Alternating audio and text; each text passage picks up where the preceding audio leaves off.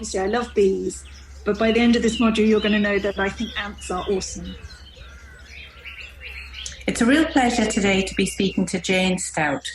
Jane is a professor in botany in the School of Natural Sciences at Trinity College Dublin.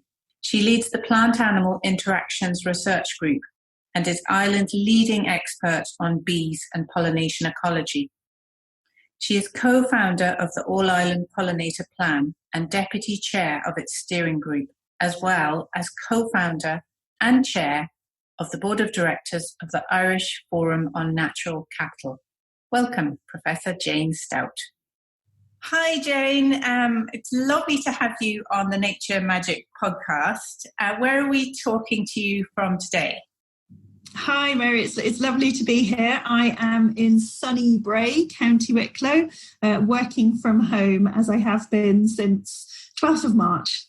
And do you want to explain to the listeners what you do in your different roles? I know one of your roles is chair of the Irish Forum on Natural Capital, but I think you have a few different hats as well.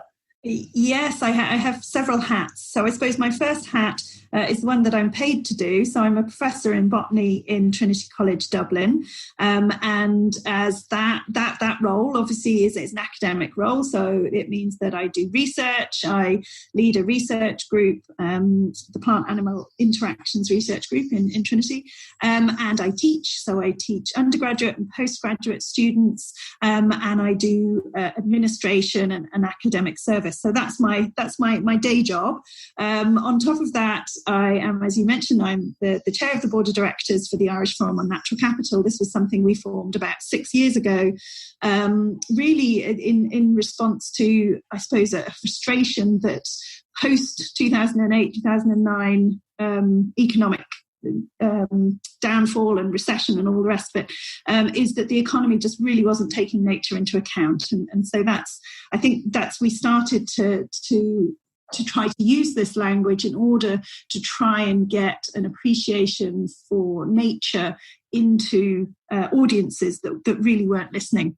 The first time I met you was at the wonderful biodiversity conference. That was amazing. Yeah, that was just an incredible 2 days, and we'd worked hard to bring people together from all different sectors and to really, give this message of how important nature is to all of us. Yeah. When people talk about value, they often immediately think about financial value. And what we're trying to get across is that, it's not all about money. It's not all about putting a price on nature. It's about recognizing and valuing all the values of nature. So whether that's a spiritual value or an inspirational value, or something that's indirect and something that can't be sold on the market, they're all still values. So we're really trying to get across that nature, that biodiversity is important to all of us in our daily lives, as well as being amazing and wonderful and worthy of protection in its own right. And that was just an incredible conference. President Higgins. And his wonderful quote, if you weren't there, I'm not sure if it was at the end of his speech, but it was so inspiring. It was like a big, long poem. And he said that if we were miners, we'd be knee-deep in canaries. That's right, absolutely. Yeah. He was very impassioned. That was wonderful. So that's and another one of my roles then is to try and get the value of nature into decision-making. And then I suppose the third hat that I wear is in terms of the All Ireland Pollinator Plan. And I was one of the co-founders of the plan, and I'm the deputy of the steering group. And this is an all-Ireland initiative to try and conserve pollinators, to create an island where pollinators can thrive and survive. So really to encourage positive conservation actions, to raise awareness, to do the research, which is where my day job comes in, and to track change in terms of what people are doing and in terms of how the insects are responding. Today is World Bee Day. So much to talk about. Yes, so it's a great day to be talking about nature. It is, and you can become a member of the All Ireland Pollinator Plan as a business, which the Burren Nature Sanctuary is, or as an individual, and it's been so successful. It's really it's in the tidy towns, schools, businesses. It's really been sort of spread out around the country, and it's doing really, really well. It's really been, it's actually, the support for it has been overwhelming and phenomenal. It's something we never really envisaged, 5-6 years ago when we started putting this together. It's been fabulous. And so now we're at the stage of wrapping up from phase 1 and looking forward to phase 2. Fabulous. So I'll put the link to that in the show notes, and please everybody go on and have a look at the All Ireland Pollinator Plan. The podcast is to introduce people to the wider audience and just find out a little bit about you. So how did you become a nature lover? I guess my parents and grandparents were into nature and gardening. I was very lucky. I grew up in a little village in the countryside. My bedroom window looked out across fields. My mom used to teach me the names of the wildflowers. My dad would teach me the names of the birds. We go for walks in the woods. So I guess, through that upbringing, I without knowing, became a nature lover. And I don't think it really sort of cemented for me when I started studying biology for A-level at school, and we went on an ecology field course, and it kind of started to blow my mind. And then I went to university and studied environmental sciences. And it wasn't really until the end of my degree that I really fixed on ecology and insects in particular, and this love of nature. And it's sort of grown gradually. I talked to quite a lot of my professional colleagues, and they talk about when they were children, they would be out in the garden chasing insects and putting them in jam jars and, taking a close look at them. And I didn't really do any of that. It was much more subconscious, my love of nature. And I think it's just grown and grown as I've grown up. That's so lovely. And people can't see, obviously, because they're listening, but Jane is wearing a wonderful bee T-shirt today for National Bee Day. International, it's World Bee Day. International Bee Day. So we put up a hive a couple of weeks ago at the Burren Nature Sanctuary. We also have solitary bees, but we've put in a frame of honey to see if we can tempt any bees to come and lodge with us. So what are you doing, or what's happening for the International Bee Day in Ireland?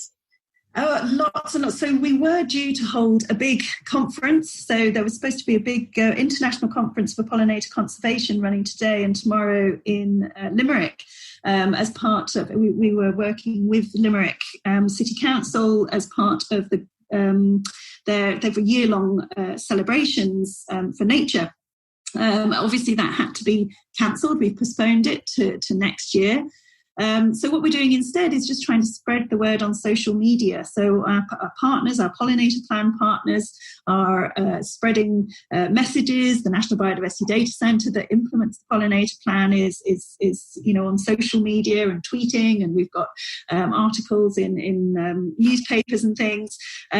We are doing a policy webinar this afternoon. We've been publishing blogs, and so we've just been really trying to get the word out there. With a lot of people in lockdown in their gardens with this absolutely beautiful sunny weather, are outside, they're noticing nature more, they're noticing bees. I'm getting lots of questions. Even I had a text from my mum yesterday showing a little video of her bee hotel in her garden, and asked questions about the solitary bees and how many of them nest in each tube and why do they block the ends up and what's the life cycle. So it's wonderful. It's just about sharing knowledge and getting people inspired, and to really recognise, that it's not just all about honeybees, that we have a whole diversity of bees out there. There's 20,000 species worldwide. We've 100 species in Ireland. And they, then maybe not as well known or not as obvious as the honeybees, but they're doing really important work for us, in terms of their pollinating, and really important to natural ecosystems, to gardens, to agricultural systems, to orchards and horticulture, and also they're amazing and fascinating and wonderful to look at and to find out about. So we're just trying to spread the love. Spread the love for bees. So is it one solitary bee per tube, or do a couple of them go? See, now I didn't know the answer. So I think it's one individual female. I'm sure I can find the answer here, because I have this wonderful book in front of me called The Bee Book, which is a Dorling Kindersley book. The Wonder of Bees, How to Protect Them, and Beekeeping Know-How. And one of the main people who did it was Fergus Chadwick, who actually came to the Burren Nature Sanctuary to study the solitary bees here, because it's all organic, and we have a 15-acre wildflower orchid-rich meadow. And he was doing a project on bees and orchids and pollination. So he was just so interesting. This book I'd really recommend as well. Do you feel you have a favourite plant or animal? Oh, that's a hard question as well. I mean, I think, I'm an advocate for insects. I mean, there's, I can't say I've got a favourite. There's millions of insects, different species, but they're really the underappreciated animals. They're the most diverse group of animals on the planet. There's more insects than anything else. They're incredibly, incredibly diverse, successful in every ecological niche, in every habitat on every continent. And they do so much. They've been described as the little things that run the world. And that's absolutely right. They're important, for pollination, but also in terms of controlling populations of maybe pests or plants or other insects. They're really important in terms of recycling nutrients. They're really important in terms of population regulation, in terms of disease transfer and stuff. So insects are amazing, incredible, diverse and important. But I suppose, I've got to say my favourite insects are the bees, and especially the bumblebees. I did my PhD on the foraging ecology of bumblebees, and of the bumblebees, probably Bombus pascorum, which is the common carder bee.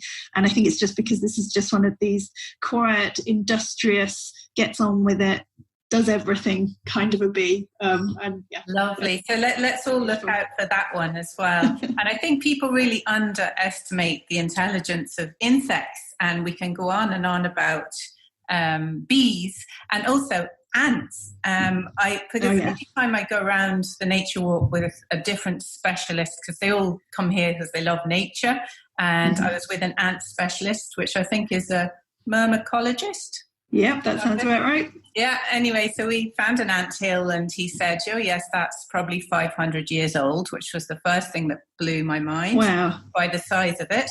And he said, look at the way they're gardening the herbs on the hive. Mm-hmm. So there was thyme, there was sage, there was marjoram on the hive, but they had actually clipped it short, so you could see they were gardening it, and they were using it to keep the hive healthy as a antiseptic. So who knew the ants were gardening? It's quite unbelievable, isn't it? Ants are just incredible, and I teach entomology to the third years in Trinity, and it's I start off my module and I say to them, I love bees, but by the end of this module, you're going to know that I think ants are awesome, because they're incredible. Their societies, the things they do, the organisation, the communication, the interactions with other organisms, just absolutely unbelievable. So, and I think these little stories, I often tell the kids on the school tours about the ants gardening, and that really brings the insects to life for people. Yeah. And I'm also always banging on about macro photography, but I think it does help for little things. Bring them. Absolutely. And I think that's why, insects in general are unappreciated, is because you really have to get close to them to get a good look at them. And then you can see how wonderful and fascinating they are, whereas in the past we've been exposed to larger animals that are easier to see and easier to film and photograph. I think now, as you say, macro photography and being able to share media online, I think, more people are starting to appreciate insects, which is wonderful. Yes, and everybody can take a really close-up photo with their iPhone. So, it's amazing, isn't it? So that's really helping, I think. The next question is, do you feel spiritually connected to nature, or have you had a spiritual experience that you'd like to talk about?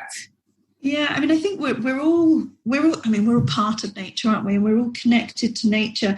And there's been research that's shown that psychologically being in nature can give people a sense of peace, well-being. And for me, myself, certainly the joy you get from being in nature, particularly for me anyway, on a sunny day outside, just, and I think during this lockdown period has really brought home to me how how important that is, and how privileged I am to be able to go outside, to be able to enjoy the local nature, which is stunning and wonderful, and to just, get that sense of refreshment, of enjoyment, and of wonder and inspiration. So, yeah, I think that's all a spiritual connection, and that's something that as humans we've had for millennia, and that maybe is less well appreciated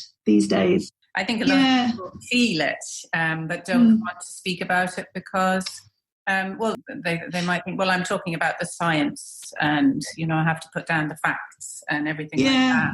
But I think, there is the science now that shows that, things like stress hormones, the level of stress hormones in your body is reduced if you're exposed to nature.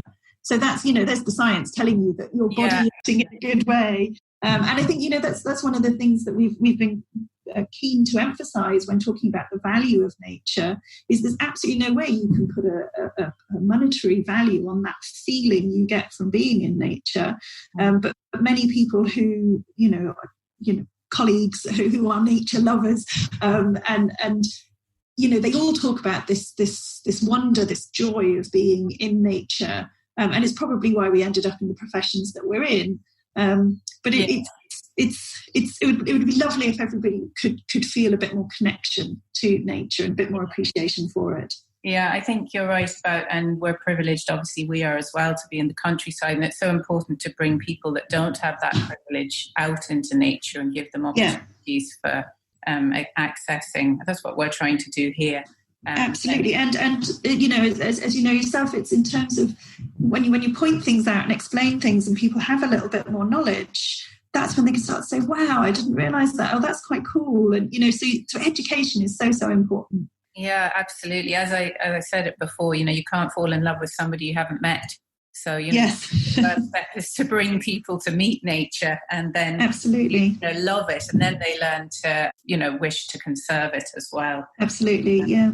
So what positive actions could you suggest that people, maybe as individuals, could do to support nature at the moment, or even as groups, or whatever you think?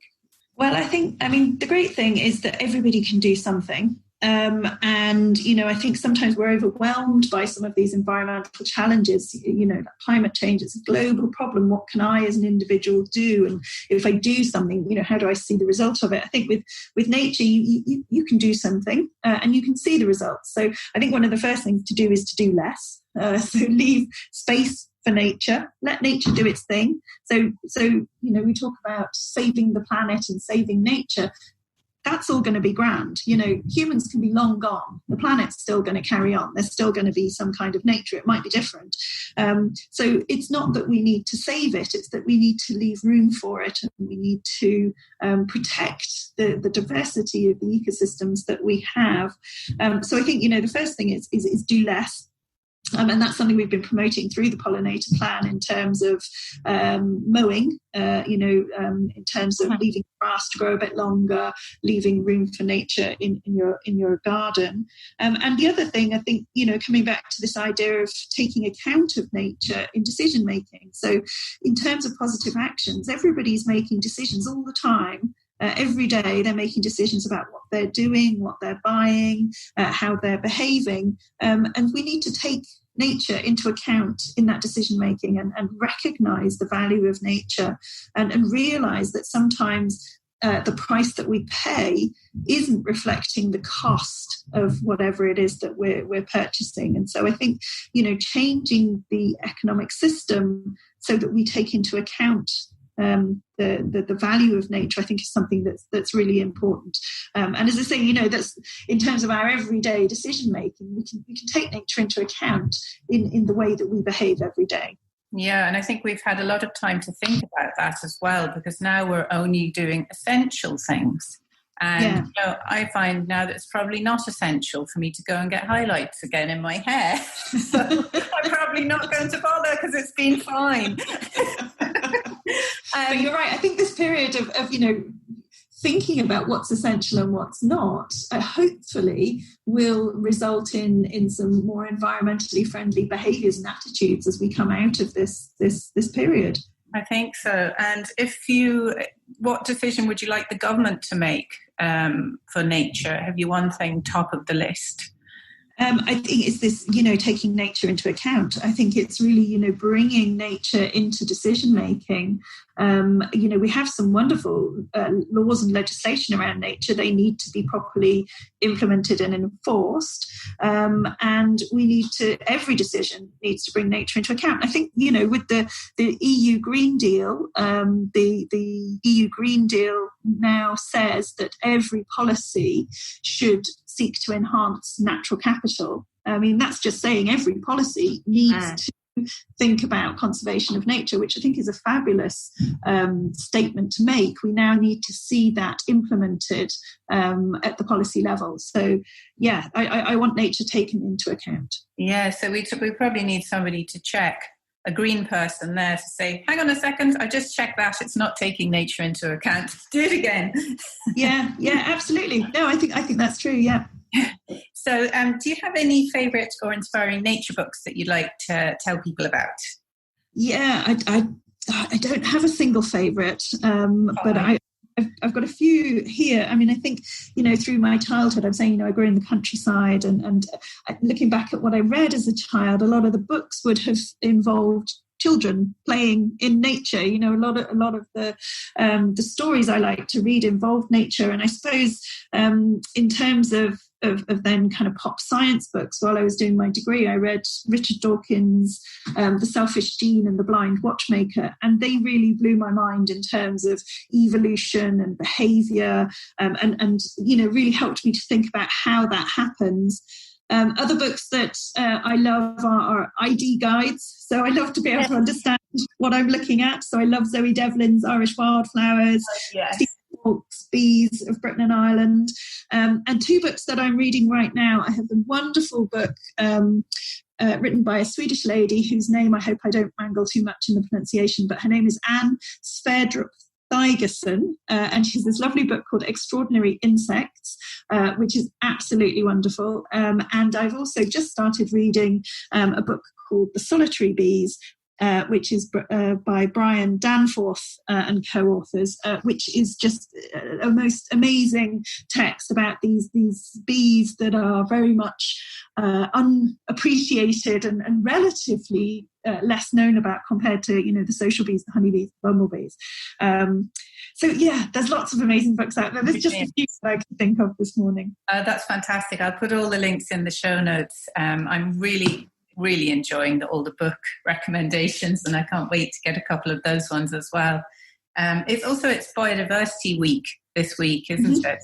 It is indeed, yeah. And it's lovely to see all the pictures being shared from the different wildlife groups, like the Irish Whale and Dolphin Group. A whale a day on social media, and then you've got the Irish Wildlife Trust sharing pine martens and things like that. So we almost live in our own little social bubbles, don't we? My Twitter feed has been wonderful this week, full of pictures of nature and celebrating biodiversity, and especially today, with World Bee Day, it's great, and I think it's Biodiversity Day is on Friday. Yes. It's thinking about all of nature, and I'm a terrestrial person. I'm always thinking about nature on land. My husband's a marine ecologist, and so it's the land and the sea and the interactions. It's also important. Oh, perfect match.